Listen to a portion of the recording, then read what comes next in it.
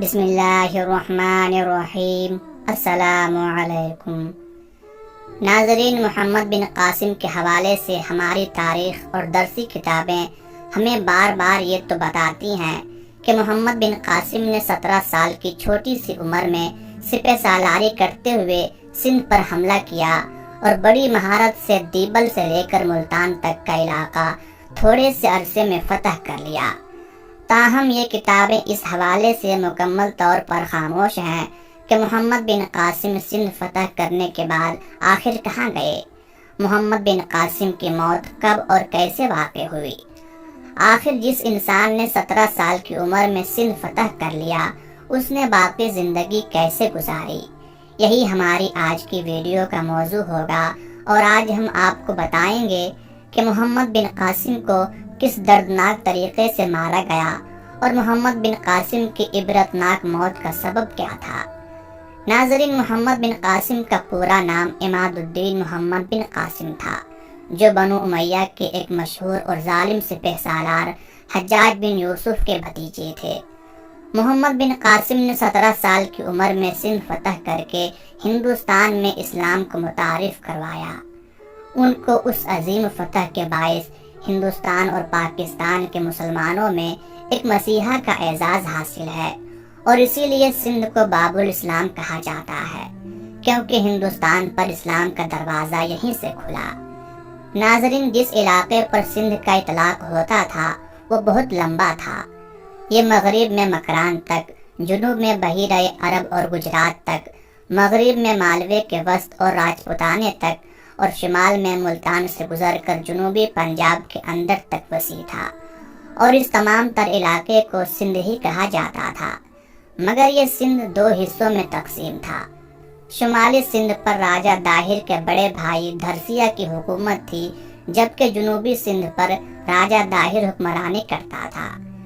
ناظرین، دونوں بھائیوں میں اختلاف اس وقت پیدا ہوا جب راجہ داہر نے اپنے نجومیوں اور اپنے درباریوں کے کہنے پر اپنی ہی سگی بہن لاڈی سے شادی کرنے کا فیصلہ کیا۔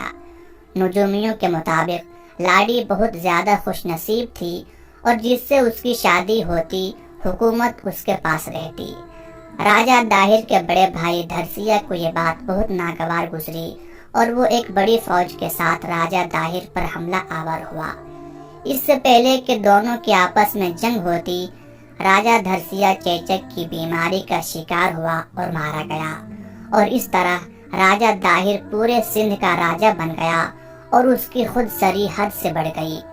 قذافی، لوٹ مار اور غنڈہ گردی کرنے والوں کے لیے داہر ایک سایہ عافیت بن گیا۔ ناظرین، یہ ملک سندھ میں بحری قزاقوں، لٹیروں اور سلطنت عثمانیہ کے باغیوں کے لیے ایک محفوظ پناہ گاہ تھا۔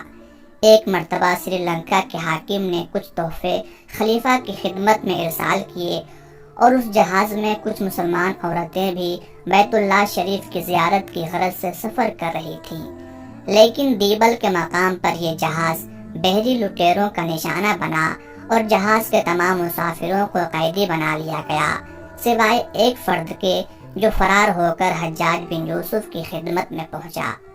ان دنوں مسلمان اندلس یعنی اسپین اور ترکستان کی فتوحات میں مصروف تھے، اس لیے حجاج بن یوسف نے اس معاملے کو خط و کتابت کے ذریعے نمٹانے کی کوشش کی، مگر راجہ داہر کے منفی جواب نے اس حملے کی نوبت آن پہنچی۔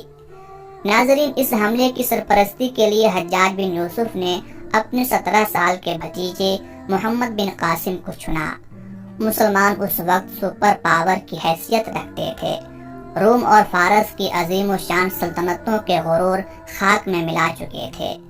ناظرین، ان کی جنگی تکنیک، ہتھیاروں اور منجنیقوں کا راجہ داہر کی فوج کے پاس کوئی جواب نہیں تھا، اس لیے دیبل، جو موجودہ کراچی کے آس پاس کی کوئی جگہ ہے، وہاں سے لے کر ملتان تک کے شہر یکے بعد دیگر فتح کرتے چلے گئے۔ فتوحات سے بڑھ کر جو کارنامہ محمد بن قاسم نے سر انجام دیا وہ ان علاقوں کی ایڈمنسٹریشن تھی۔ اس نے فتح کے اگلے روز ہی یہ اعلان کروا دیا کہ جو آدمی اپنے مذہب پر قائم رہنا چاہتا ہے اسے اپنے مذہبی طور طریقے اپنانے کی مکمل آزادی حاصل ہے۔ اس کے علاوہ مندروں اور گرجوں کا سالانہ وظیفہ بھی بیت المال سے مقرر کیا۔ محمد بن قاسم کے حسن سلوک کی وجہ سے رعایا اس کی گرویدہ تھی۔ آپ جس سے بھی ایک بار ملتے وہ آپ کا دیوانہ ہو جاتا۔ آپ امیر غریب ہر ایک سے برابری کے ساتھ ملا کرتے۔ وہ اب عوام الناس میں اتنا زیادہ مقبول ہو گیا کہ شہر کے لوگوں نے ان کی یاد میں شہر کے بیچوں بیچ ان کا مجسمہ تعمیر کروایا۔ ناظرین، اب شروع ہوتا ہے اس کہانی کا سیاہ حصہ۔ تقریباً سارے ہی مورخین اس بات پر متفق ہیں کہ محمد بن قاسم کی وفات 20 سال کی عمر میں ہوئی۔ دوسری بات یہ کہ محمد بن قاسم کی موت میدان جنگ میں لڑتے ہوئے نہیں ہوئی اور نہ ہی کسی بیماری کی وجہ سے۔ اگرچہ مورخین ان کی موت کے حوالے سے کوئی متفقہ فیصلہ نہیں دیتے، تاہم اس بات پر سب متفق ہیں کہ محمد بن قاسم کی موت اپنے ہی حاکم کی طرف سے دی گئی سزا کے نتیجے میں واقع ہوئی۔ ناظرین، محمد بن قاسم کی موت کے حوالے سے 2 بیانات ملتے ہیں۔ چچ نامہ سندھ کی تاریخ پر پہلی باقاعدہ کتاب سمجھی جاتی ہے۔ اس کتاب کے مطابق محمد بن قاسم نے راجہ داہر کی موت اور اس کی فوج کو شکست دینے کے بعد دستور کے مطابق مال غنیمت اور راجہ کی بیوی اور بیٹیوں کو اپنے حاکم خلیفہ سلیمان بن عبد الملک کو بھجوایا۔ راجہ داہر کی بیٹیوں نے خلیفہ سے جھوٹ بولا کہ وہ خلیفہ کے لائق نہیں، کیونکہ محمد بن قاسم انہیں پہلے ہی استعمال کر چکا ہے۔ اس بات پر سلیمان بن عبد الملک بہت زیادہ ناراض ہوا اور حکم دیا کہ محمد بن قاسم کو بیل کی کھال میں بند کر کے واپس لے آؤ۔ اس کے اس حکم پر عمل ہوا اور محمد بن قاسم کو بیل کی کھال میں بند کر کے گھوڑوں کے پیچھے باندھ کر گھسیٹتے ہوئے واپس لایا جا رہا تھا کہ دم گھٹنے سے محمد بن قاسم کی راستے میں ہی دردناک طریقے سے موت واقع ہو گئی۔ بعد میں خلیفہ کو راجہ داہر کی بیٹیوں کا جھوٹ معلوم ہو گیا اور اس نے ان لڑکیوں کو بھی زندہ دیوار میں چنوا دیا۔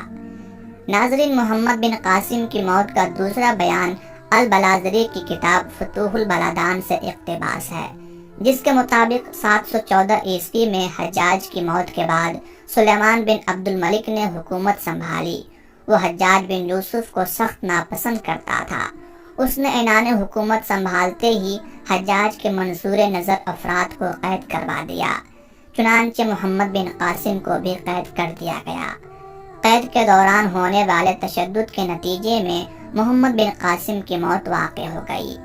ان دونوں ہی بیانوں کے مطابق حاکم وقت ہی اس عظیم جرنیل کی اذیت ناک موت کا سبب تھا، جس نے ایسے عظیم اسلامی سپوت کے خون سے ہاتھ رنگ کر ہماری تاریخ پر ایک سیاہ دھبا لگا دیا۔